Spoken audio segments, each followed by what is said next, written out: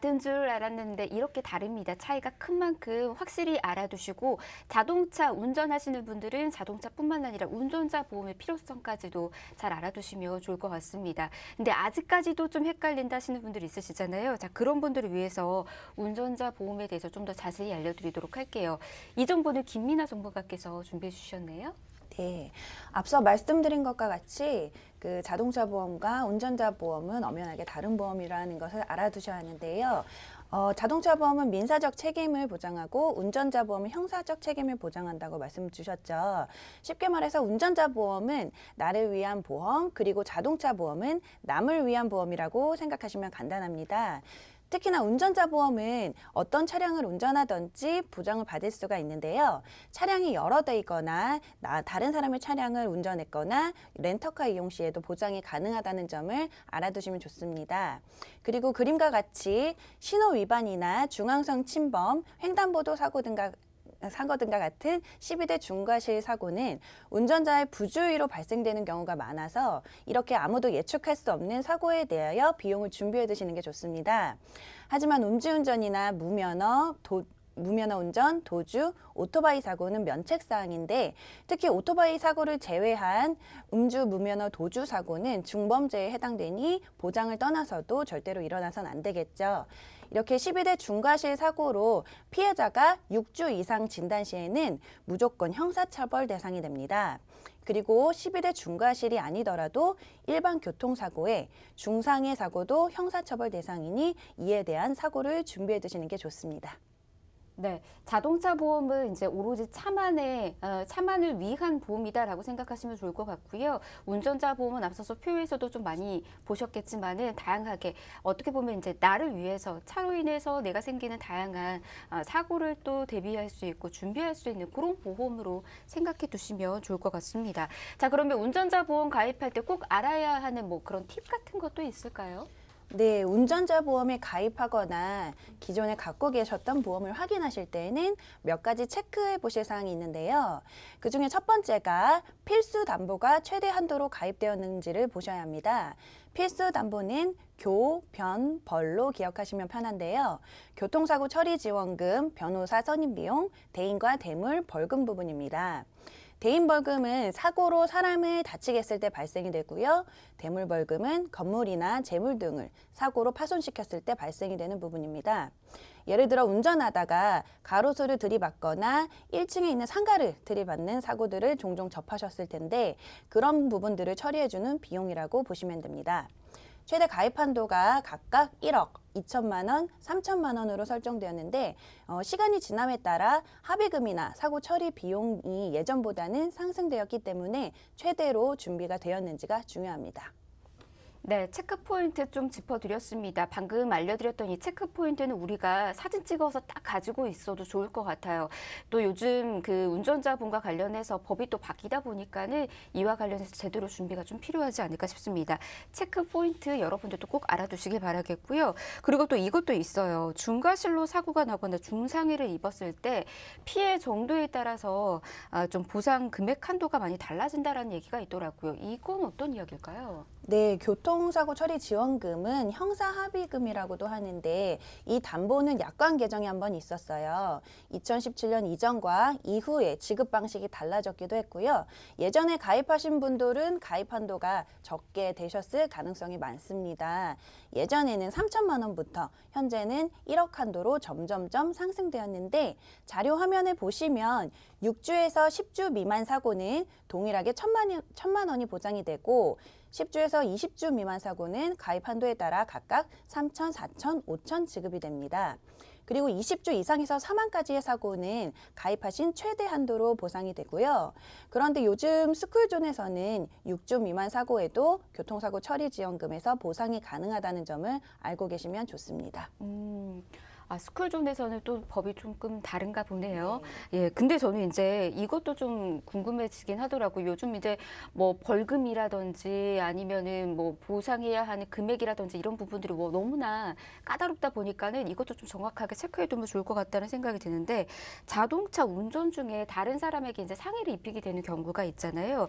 벌금도 부과가 되는데 이 부분도 좀 보상이 되는지 궁금한데 어때요? 네, 아까 교통사고 처리 지원금은 상대방이 6주 이상 진단을 받은 사고여야만 지급이 된다고 말씀드렸는데 6주 미만 사고더라도 벌금 처분을 받게 된다면 이 벌금 담보로 보상이 가능합니다. 원래는 인사사고의 경우에 벌금이 최대 2천만 원이었는데 작년에 민식이법에 대한 법안이 통과되면서부터 어린이 보호구역, 즉 스쿨존에서 발생되는 어린이 사고는 최대 3천만 원까지 벌금이 부과가 됩니다. 민식이법은 2019년 9월에 발생한 초등학생 김민식 군의 불의의 사고로 그로 인해 민식이법이 생기게 되었고요. 스쿨존에서 시간에 상관없이 13세 미만 어린이에 대해 사망 시에는 징역 3년에서 무기징역 처분을 받거나 상해 시에는 징역 1년에서 15년 또는 벌금 500만 원에서 3천만 원까지 부과가 되는 법입니다. 이런 대인 벌금 말고도 대물 벌금은 2018년 10월에 새롭게 생겼기 때문에 이런 점들을 고려하더라도 꼭 점검은 받아보셔야 합니다. 네. 그러니까 민식이법이 새롭게 이제 생기다 보니까는 이와 관련해서 운전자 보험을 새로 가입하려고 하시는 분들이 또 많아지고 있다라고 합니다. 그러니까 기존에 가지고 있었던 이 운전자 보험 안에서 보상 금액이 현저히 또 다르다 보니까는 이 부분을 또 놓치고 있어서 새롭게 그 금액을 늘리고자 가입하려고 하시는 분들도 좀 많이 있거든요. 가장 중요한 건 이제 운전자 본인이 다쳤을 때 보상을 어떻게 해주는지 보장 부분들을 좀 체크하게 되는데 자, 이 부분에 있어서도 운전자 보험 가입할 때 체크할 부분들 뭐가 있을까요? 네, 운전자 보험을 보실 때 체크해 보실 두 번째 사항은 운전자 보험의 꽃이라고 표현하는데요. 바로 자동차 사고 부상 치료비 담보입니다. 자동차 부상 치료비란 운전자가 입은 신체 피해에 대해 보상하는 것인데요.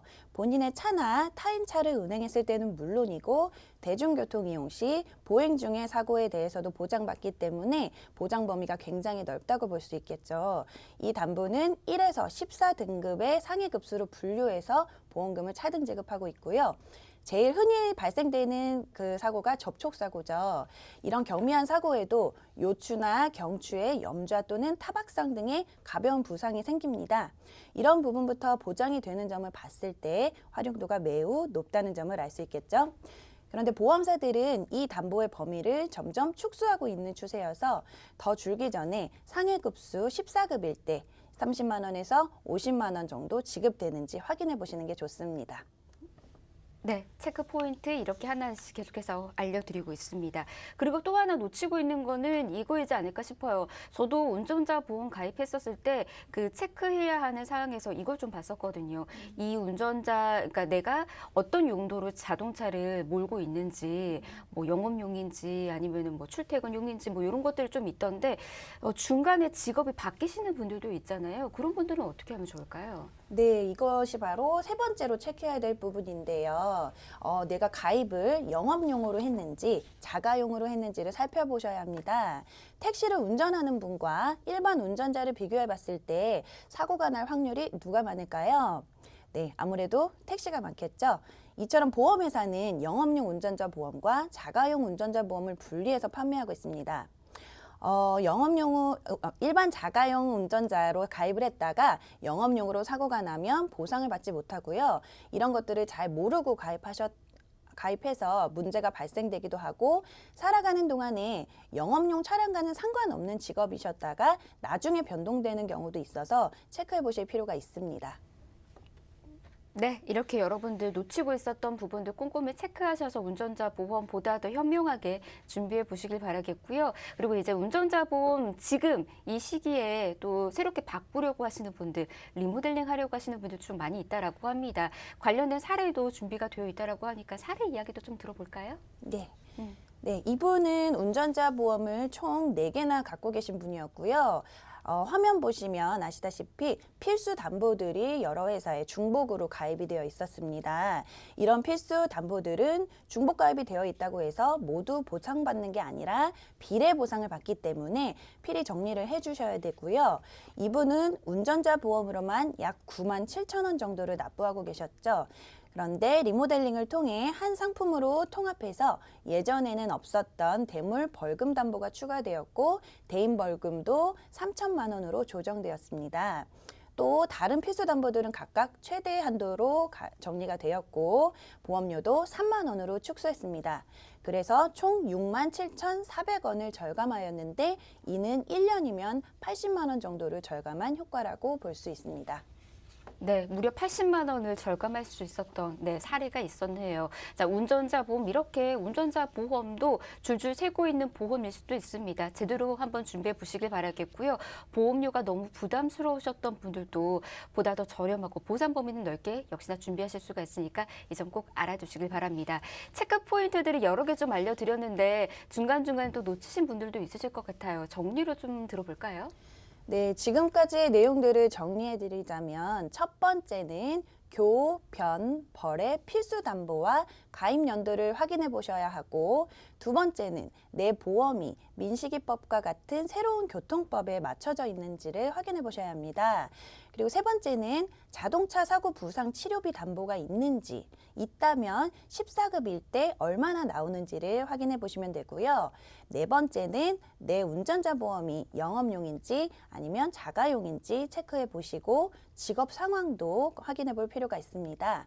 그리고 다섯 번째는 과도한 중복 보장이나 불필요하게 분산 가입이 되어 있지 않은지를 살펴보세요. 이런 부분들을 체크해 보시고 어려운 점은 전문가를 통해 도움을 받아보시는 게 좋습니다.